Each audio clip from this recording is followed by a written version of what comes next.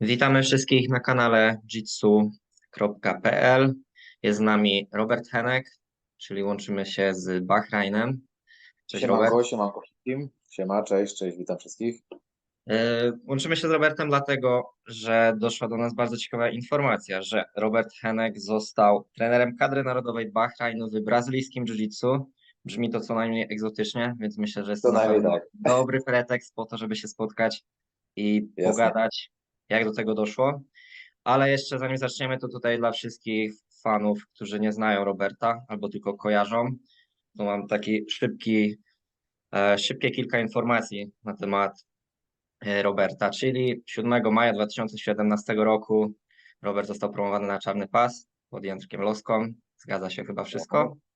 zgadza E, się, zgadza się. To bardzo szczegółowe Trzykrotny informacje. mistrz, Sam zapomniałem dokładnie daty, także dzięki, że mi przypomniałeś. tak jest, 7 maja, w razie czego, jak będzie okrągła data, to jakąś imprezę możecie zrobić znowu w Akademii Gorilla. A więc tak, trzykrotny mistrz Polski brazylijskiego jiu-jitsu 2017, 2019, 2020 w kategorii 82,3. Mhm. Wicemistrz Polski nogi 85,5 2019, mistrz Europy Nevaza i z ostatnich takich startów to złoty medalista Pucharu Polski BJJ w Koninie 2022, także Mhm. 82,300. Poza tym trener Akademia Gorilla Rybnik, zawodnik amatorski MMA 6-1. Taki wynik jest na Sherdogu, więc myślę, że chyba się zgadza. A nie 8, a nie 8-1? A może 6-1? Może tak jakoś. 6-1. No to muszą zaktualizować Okej. dane, ewidentnie. No E, nie, dobra, 6-1. Okej. Najważniejsza informacja, czyli od kilku dni już trener kadry narodowej Bahrajnu w brazylijskim jiu-jitsu. Tak w miarę, żeby sobie zlokalizować, gdzie leży ten Bahrajn, jest to kraj w Azji, w Zatoce Perskiej, na archipelagu pomiędzy Katarem, Arabią Saudyjską. Całkiem blisko jest również do Zjednoczonych Emiratów Arabskich. Kraj Dokładnie o tak. wielkości około 694 km². Nie jest to duże państwo. Warszawa ma na przykład 517 km² i żyje tutaj 1 600 000 osób. Stolica jest Manama, ale jak wiemy, już mnie zdążyłeś poprawić, w stolicy nie urzędujesz. Nie, nie. To znaczy tak, no zaczynając od miejsca, gdzie ja urzęduję, ja jakby, no generalnie to też jakby, tak jak wspomniałeś, to jest bardzo małe państewkowe, jest tak naprawdę, ciekawe jest tutaj to, że tak naprawdę to jest wszędzie 15 minut. Tak naprawdę, gdzie siądziesz do auta i jedziesz do stolicy, jedziesz na trening, jedziesz gdzieś do marketu, to masz 15 minut w każdą stronę, maksymalnie pół godziny jak gdzieś dalej, tak naprawdę na całą wyspę jesteś w stanie objechać w ciągu godziny z najbardziej oddalonego punktu na południe do najbardziej oddalonego punktu na północ. Tak wspomniałem, to jest tak naprawdę taka Warszawa jako państwo, więc klub znajduje się w miejscowości, mogę teraz przekręcić Barbara czy Barba, a ja mieszkam e, nie powtórzę teraz dokładnie, Jalabilia, coś takiego. Uczę się Dobra. dopiero. Coś Okej, takiego. dobra, to przejdźmy sobie od razu jakby, jak do tego doszło, jak Robert Henek zjawił się w Bahrajnie i został trenerem kadry narodowej tego kraju. Od kiedy w sumie wiesz o informacji, że tu się przeprowadzasz, czy na długo, czy na krótko? No generalnie cała historia zaczęła się 4 lata temu i tu przy okazji tego jeszcze właśnie dopowiem co do właśnie tego, jak mnie przedstawiałeś. 4 lata temu było Mistrzostwa Świata Jiu-Jitsu Nevaza w Abu Dhabi, na których zdobyłem brązowy medal. No i generalnie temat wyglądał w ten sposób, że byłem tam na zawodach, ja wtedy, tak mówię, ustrugałem brąz i po którejś z walk chłopaki z kadry mówią, ty był tu taki gość, E, wyglądał całkiem poważnie, chodził, kręcił i pytał, widział twoje walki, mówił, że podoba mu się jak walczysz, pytał kim ty jesteś i tak dalej. Jeśli dobrze kojarzę, to wtedy tego dnia nie mieliśmy się okazji spotkać, ale jakoś po 2 czy 3 dniach gdzieś tam przy okazji jakiegoś afterparty mieliśmy okazję złapać. I tą osobą był Reza Monferradi. E, Reza Monferradi to jest prezes Bahrańskiego Związku Jiu-Jitsu. To też taka osoba dosyć, powiedzmy, szanowana, jest też gdzieś tam osobą, która zasiada w parlamencie czy w senacie, jakby pełni taką dosyć też funkcje polityczne. Mhm. E, No i między innymi on tam wtedy był jeden ze swoich zawodników. No i właśnie mieliśmy tam okazję się spotkać, zagadał do mnie co i jak. Powiedział, że bardzo mu się podobało to, jak walczy i tak dalej, i tak dalej. Powiedział dużo takich ciepłych, miłych słów. Już wtedy mnie zapraszał na seminarium, to było w listopadzie 2019, świeżo przed pandemią COVID-u. I on wtedy mnie zapraszał, by mieliśmy tam jakiś kontakt na jakiegoś WhatsAppa, coś takiego, ale to nie doszło do skutku, między innymi ze względu na chyba na COVID i tak dalej, tam wszystko generalnie się wtedy pozmieniało u większości. Kontakt jakiś wstępnie mieliśmy, no ale to ucichło. No i finalnie, tak jak mówię, po tych kilku latach, czyli pamiętam, że byłem wtedy na Legloku w kołatce i właśnie jeden z zawodników, ten właśnie, z którym jakby, którego poznałem wtedy razem z Rezą na tej imprezie, e, mogę przekręcić, on się nazywa Ali Ebrahimi, Mhm. to on do mnie napisał, zapytał, czy nie chciałbym prowadzić zajęć na Bliskim Wschodzie. Wtedy zapytałem go o szczegóły, przedstawił mi szczegóły, o co dokładnie chodziło, czyli właśnie o to, żeby między innymi no, prowadzić po prostu jiu-jitsu full time i być jakby jednocześnie trenerem kadry narodowej. Zapytałem o szczegóły, o warunki, przedstawił mi warunki. E, Zastanawiałem się długi czas, ale generalnie uznałem, że jest to propozycja nie do odrzucenia no i tu wylądowałem. Także generalnie jakby powiedzmy w sierpniu tego roku dostałem tą propozycję, musiałem chwilę pewne rzeczy gdzieś tam poustawiać. Jeszcze też przy okazji właśnie między innymi były urodziny Goryla w 30 września, później był jeszcze obóz w Zakopanem, który organizowałem, więc uznałem, że po tym wszystkim gdzieś tam, żeby dobrze zamknąć ten czas, który spędziłem w Polsce, polecę. A wydaje mi się, że w tym wszystkim wybrałem dobry czas, bo słyszę, że jest tutaj generalnie już lepsza pogoda, w sensie nie jest tak gorąco, gdzie i Mhm. tak jest 35 stopni i człowiek się poci w 10 minut, a usłyszałem, że ludzie sobie chwalą, że ostatnio zrobiło się trochę chłodniej. Także nie wiem, jak To to jest jest w idealna lato, chyba pogoda, jest... żeby odwiedzić właśnie tutaj Bahrain. Tak, Dobra, no tak, to od zrobiło razu. się trochę chłodniej. Czyli właśnie jak wygląda twój taki plan treningowy? Jak treningi wyglądają? Czy w tej temperaturze jest jednak troszkę gorzej? Nie wiem, czy możesz sobie to porównać do trenowania, nie wiem, w Rio de Janeiro, Brazylii? I też pytanie właśnie, czy większość tutaj stawiamy na gi, czy na no-gi? Jak to wygląda właśnie? No tu, gdzie ja prowadzę, czyli właśnie w tym klubie Ureza, to się tam nazywa Rezars Martial Arts Center. No generalnie jest grupa jiu-jitsu, którą jakby ja od soboty jakby regularnie prowadzę. I jest też grupa jakby Muay Thai, którą osobno gdzieś tam prowadzi inny trener.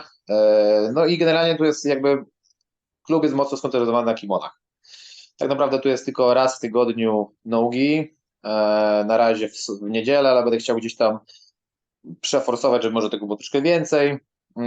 No na razie jakby jesteśmy skoncentrowani też na tym, że do początku listopada są Mistrzostwa Świata z organizacji AJP w Mhm. Abu Dhabi. Większość ekipy leci, myślę, że około 10 osób plus minus jest zarejestrowanych. Wczoraj chyba, czy przedwczoraj się zakończyła rejestracja, więc około 10 osób, więc do tego czasu na pewno będziemy mocno cisnęli gdzieś tam w kimonach, a później prawdopodobnie dołożymy troszeczkę nogi. Mm, Także też jeśli chodzi o tą kwestię, tak jak mówię, to głównie, tak jak mówię, głównie kimonka. No tak jak mówię, ja prowadzę tak naprawdę zajęcia w klubie 4 razy w ciągu dnia, czyli poranne zajęcia mam na 9:10. Zwykle grupa jest, no, jak zwykle na porannych zajęciach, bardzo mieszana, bardzo różna, czasami przychodzą 2, czasami 5 osób. Tak mówię, tak naprawdę prowadzę to od soboty, więc to jest raptem gdzieś tam się powoli wdrażam. Wieczorem są 3 grupy między 17 a godziną 20 mniej więcej. Grupa początkująca, średnio zaawansowana, zaawansowana. No także to tak wygląda.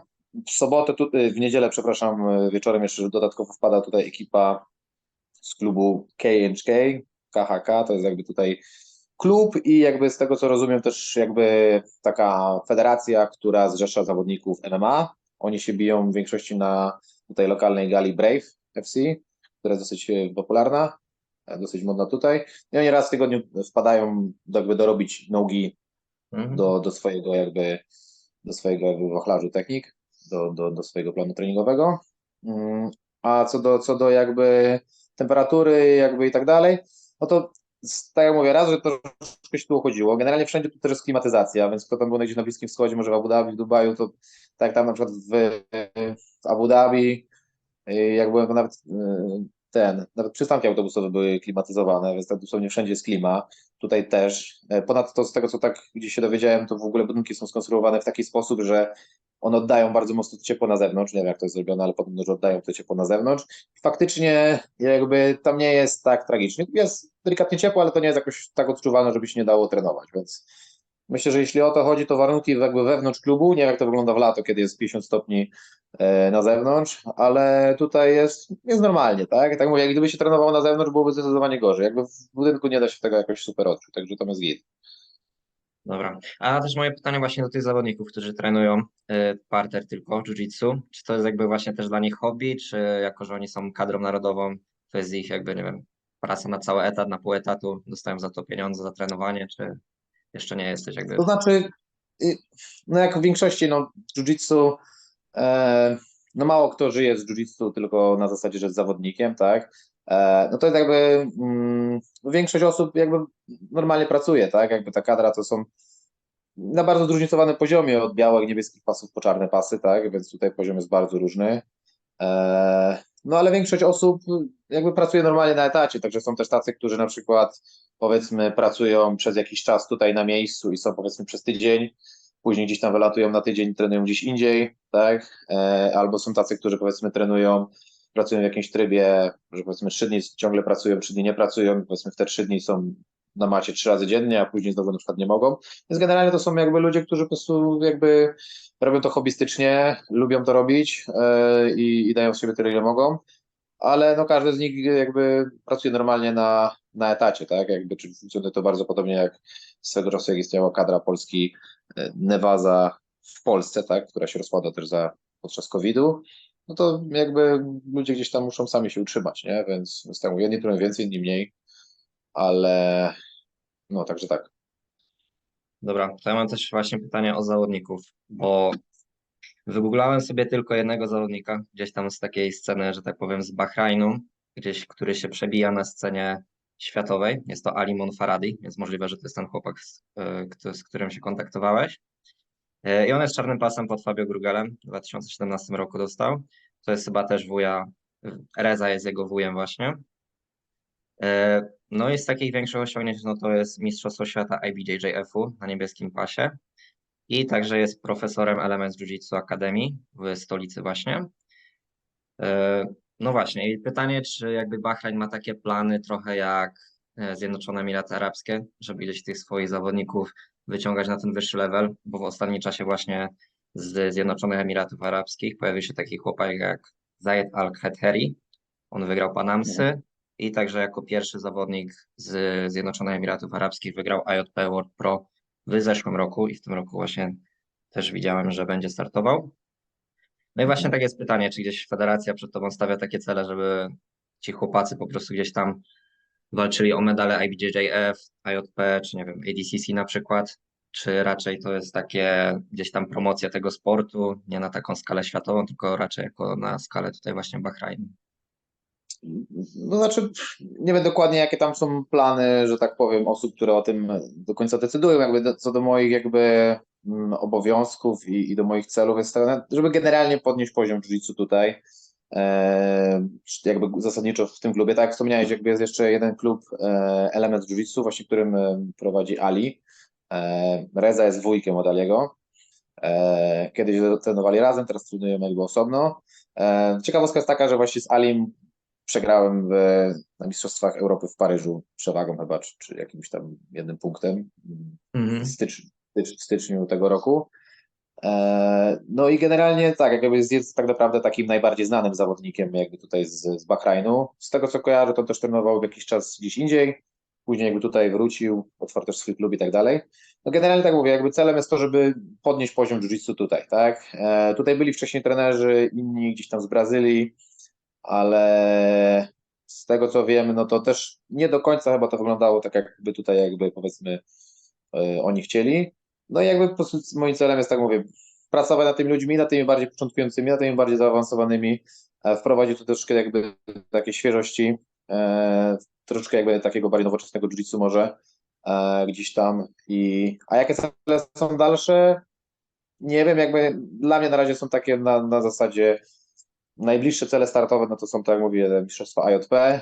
Później po nowym roku gdzieś tam będziemy patrzeć, być może będziemy gdzieś tam reagować na bieżąco co do pewne rzeczy. Chodzi ogólnie o jakby podniesienie poziomu jiu-jitsu i wśród tych bardziej początkujących, i wśród osób bardziej zaawansowanych i zapiekowanie się tą grupą, podniesienie tego generalnie wszystkiego do góry, tak? A no myślę, że na przykład poziom gdzieś tam rywalizacji na przykład na poziomie ADCC, jakieś tam trialsy, no to myślę, że jeszcze gdzieś tam jest to jakby dosyć daleka droga, szczególnie, że tutaj jakby są większości skoncentrowani na kimonach. No wiadomo, że nogi, szczególnie na wysokim levelu, to tak naprawdę jest inna dyscyplina już na tym Dokładnie. etapie, na którym jesteśmy. To nie jest, że sobie robisz jedno, drugie, tylko tak naprawdę na najwyższym, oczywiście ja uważam, że fundament jest taki sam i w gi, i w nogi, czy bardzo podobny, bo balachę z gardy robisz w ten sam sposób praktycznie, tak, ale im dalej w las, tym albo się koncentrujesz na jednym, albo na drugim, więc tak jak mówię, na razie to jesteśmy skoncentrowani na tych kimonkach i tak na najbliższych startach, a potem prawdopodobnie coś tam się będzie zmieniało. Dobra, a właśnie, czyli od października, około tam gdzieś pierwsze dni października jesteś w Bahrajnie, czyli mniej więcej na jaki okres czasu dostałeś kontrakt, czy jakby umowę na to, czy to jest kilka miesięcy, czy to jest jakby kilka miesięcy zostajesz w Bahrajnie, potem na przykład wracasz do Polski i potem znowu przylatujesz. No generalnie ja zlądowałem tutaj w nocy ze wtorku na środę w zeszłym tygodniu, czyli tak naprawdę jestem tutaj tydzień. No pierwsze parę dni miałem takie, żeby w ogóle ogarniać, co się tu dzieje i tak mówię, prowadzę zajęcia od soboty. No i mam i mój kontrakt jest na rok, czyli rok tutaj jakby to jest okres, na który gdzieś tam będę siedział i trenował. Po czasie jakby będę oczywiście jakby zlatywał do Polski przy jakiejś tam okazji. No ale tak mówię, jest to, oni też przedstawili mi to z powodu, że myślą raczej długoterminowo, czyli obstawiam, że jeśli ludzie tutaj będą zadowoleni z tego, co ja robię i będą widzieli tego progres i efekty, no to prawdopodobnie jakby gdzieś tam będą chcieli, żebym być może został dłużej. A tak mówię, no ten pierwszy kontrakt jest na rok czasu. Dobra, to też właśnie pytanko kolejne, jeśli chodzi o Akademię Gorilla Rybnik. Kto tam teraz jakby jest szefem? Czy jest to Łukasz Janeczek właśnie, bo widziałem gdzieś tam pierwsze zdjęcia, że czy on przejął większość obowiązków po tobie? Teraz na miejscu jest szefowa, bo Karolina jest, moja dziewczyna jest na miejscu, więc jakby ona powiedzmy, że teraz odpowiada za to, co tam, co się dzieje, ale tak jakby właśnie chłopacy, którzy są najbardziej zaawansowani gdzieś tam i pomagają w tym wszystkim, więc jakby z takiego typowo organizacyjnego punktu, no to właśnie Karolina jakby temu przewodzi, a między innymi grupę Nogi właśnie prowadzi Łukasz, też jest moim jakby topowym zawodnikiem, jest Łukasz i Paweł Kolk, oni wspólnie prowadzą grupę Nogi, a Karolina i Dawid, która też ode mnie czarny pas, jakby oni prowadzą grupy kimoniarskie, tak, więc to gdzieś tam, więc jakby w ten sposób to jest jakby tutaj poukładane. Nie? Dobra. Czyli jeszcze mam takie pytanie właśnie gdzieś tutaj o ten Bahrain, takie pierwsze spostrzeżenia, znaczy tydzień czasu to jest pewnie mało, żeby powiedzieć, czy ci się podoba to miejsce, ale to może takie, co cię zdziwiło na samym początku, taki pierwszy szok kulturowy, który wjechałeś do Bahrajnu i mówisz, o kurde, tego nie ma w Polsce. Gorąco i wszędzie jest piasek i kamienie. Naprawdę wszędzie jest piasek i kamienie. No i to chyba to jest taka główna rzecz. To tak naprawdę wszystko tu jest jakieś takie inne, bo to jest zupełnie gdzieś tam inna kultura. Ludzie wyglądają inaczej niż u nas, tak? I więc to przede wszystkim. Jakby no, wszędzie są tak naprawdę, na przykład tutaj ja też się poruszam no, tam samochodem takim, jakiś tam taki jeepek, tak? Jakby to wszyscy jeżdżą raczej takim 4x4, no bo gdziekolwiek tu zjedziesz ze zbocznej uliczki, no to masz jakieś kamienie, piach, więc jakby powiedzmy, nie wiem, łatwo gdzieś tam byłoby urwać jakieś zawieszenie czy coś takiego, więc tak mówię, przede wszystkim to. E, no i na pewno jeśli chodzi tak z ludzi, z którymi miałem dotychczas styczność, czyli przede wszystkim w klubie, ale też nie tylko, są naprawdę bardzo mili. Tak da się odczuć taki, że mimo, że wyglądam na pewno trochę inaczej, tak? Aczkolwiek inna rzecz też jest taka, że to jest dużo jakby ludzi z różnych innych państw, że to nie jest tylko i wyłącznie jakby, nie są tylko i wyłącznie Arabowie, Bahrańczycy, tylko jest dużo na przykład Hindusów, Azjatów, jakby ludzi być może gdzieś tam z Filipin, tak? Gdzieś jakby z tamtych rejonów. Z Europy też są tutaj ludzie, więc jakby to jest kraj taki dosyć mocno jakby multikulturowy. No i ludzie są naprawdę mili, pomocni, tak? Ja tu gdzieś tam przyjechałem, też nie miałem kompletnie pojęcia, czego się tutaj spodziewać, jak mnie tutaj Mhm. przyjmą, ale naprawdę ludzie są bardzo mili, sami do mnie podchodzą, gdzieś tam mówią, że jak będę tylko czegoś potrzebował, to mam pisać, dzwonić i faktycznie tam jak były jakieś sytuacje, że potrzebowałem gdzieś coś pojechać, coś załatwić, to siadali w samochód, jechali ze mną, pokazywali mi bez żadnego większego problemu, więc naprawdę ludzie są bardzo mili, uprzejmi, pomocni, I to się da gdzieś tam odczuć tak i, tak jak mówię, w klubie i też gdzieś tam kawałek dalej, idąc to ludzie generalnie tacy widać, mam wrażenie, że takie poczucie patriotyzmu tutaj lokalnego jest dosyć duże. Gdzieś tam flagi Bahrajnu wiszą tak naprawdę Mhm. w wielu miejscach, tak. Z małe państwo, oni gdzieś tam widać, że mają takie poczucie, że chcą jakby zbudować ten kraj i to da się odczuć. To da się Dobra. odczuć. Ja też pytanie właśnie takie z mojej ciekawości już, jak wygląda jedzenie, czy raczej właśnie to przetworzone rzeczy, czy dużo jest na przykład owoców, takich rzeczy, jak to właśnie wygląda, no bo dieta jest jednak ważna w życiu sportowca. Jak ty właśnie póki co, czy sobie sam gotujesz, czy pójdziesz w stronę właśnie jakiegoś cateringu, jak to wygląda w Bahrajnie? No generalnie powiedzmy, że wczoraj na przykład między innymi miałem tutaj okazję, zaproszono mnie do takiej właśnie kultowej, takiej knajpy z takim bahrańskim typowo jedzeniu, to jest naprawdę bardzo dobre jedzenie.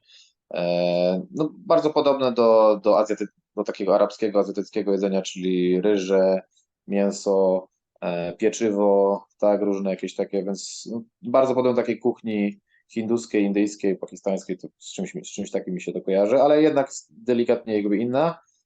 Jest naprawdę bardzo dobre jedzenie i zdrowe, tak? Bo to nie są jakieś tłuste hamburgery, tylko jest to ryż, mięso i warzywa bardzo często. Więc jakby takie typowe tutaj jedzenie ichniejsze jest, uważam, bardzo, bardzo spoko, smaczne i zdrowe.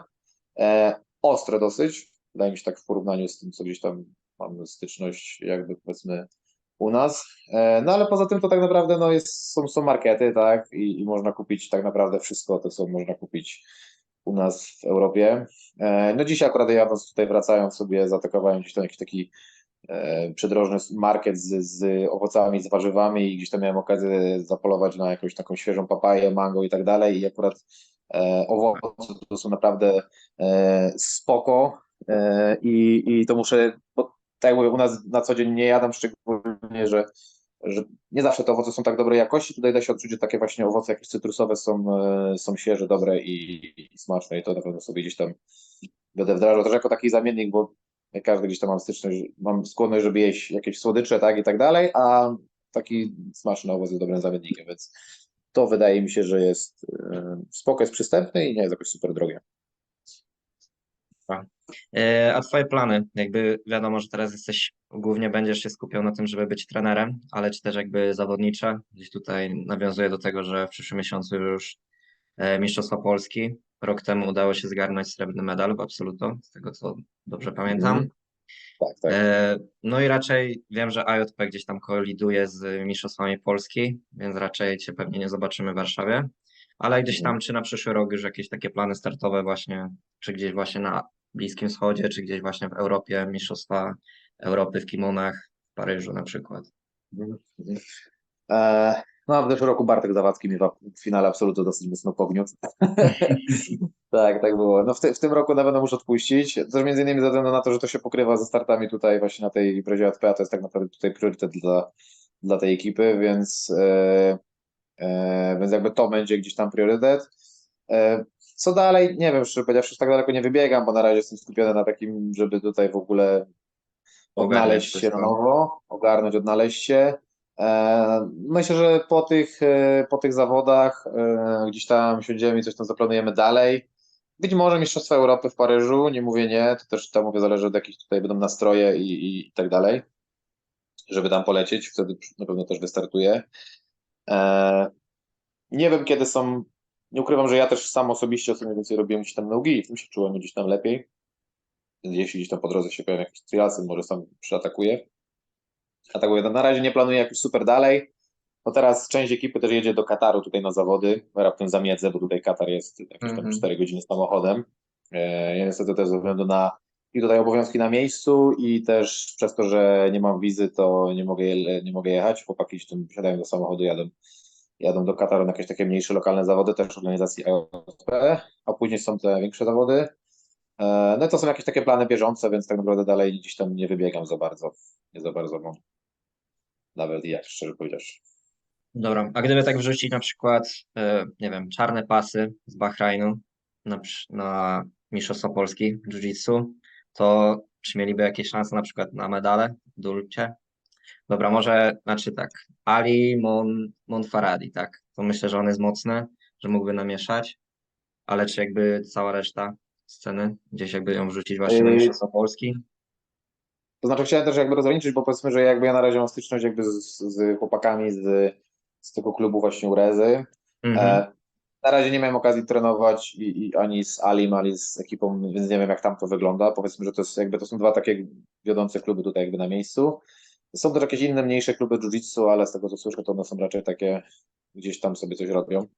E, więc no, zawodnicy, którzy tutaj są, naprawdę są czarne pasy. No generalnie też powiedzmy, że e, Ahmed Shabib, jeśli dobrze nie się nie przypomnę dobrze nazwiska, to jest taki mocny czarny pas, który tutaj jest, więc myślę, że na spokojnie jakby w kategoriach mógłby gdzieś tam namieszać z mocnym, takim naprawdę fizycznie mocnym gościem. E, i inne też czarne pasy, które gdzieś tam miałem okazję kulać. To akurat było bez kimu, nie do końca byłem świadom w ogóle, że to jest jakby zawodnik z czarnym pasem, to też jest bardzo mocny gość. Ciężko mi to porównać, no wiadomo, zawody są zawodami. E, Myślę, że na pewno tutaj jakby troszeczkę oni są generalnie mocni, obici, obkulani, ale czasami troszkę brakuje takiego nowoczesnego spojrzenia na to jiu-jitsu. No i wydaje mi się też jakby po to, jakby tutaj mnie też ściągnięto, żeby trochę jakieś świeżości, ale myślę, że zawodniczo jakby na pewno moglibyśmy, ciężko mi teraz jakby brać jakieś zestawienia Porównać. i to porównywać. To nie jest tak, że ani jedna, ani druga strona jakoś powiedzmy znacząco przeważa nad tym, co się tutaj dzieje, nie? Czy jakiś ten poziom jest bardzo rozbieżny. No jakby i tu, i tutaj jakby ludzie i u nas w Polsce i tutaj jakby ludzie trenują i potrafią wiele, ale też są i słabsi i są i gorsi, więc tak naprawdę ciężko mi to jakoś nadzwyczajnie porównać. Dobra. I ostatnie pytanie w sumie jest z Instagrama, czyli jakie warunki finansowe oferują kraje Zatoki Perskiej dla trenerów BJJ? Pomidor. Ile ci dali, że się zdecydowałeś opuścić Rybnik? Oczywiście, jeśli możesz powiedzieć, albo chociaż nie wiem, Pomidor. gdzieś tam w miarę, pomidor.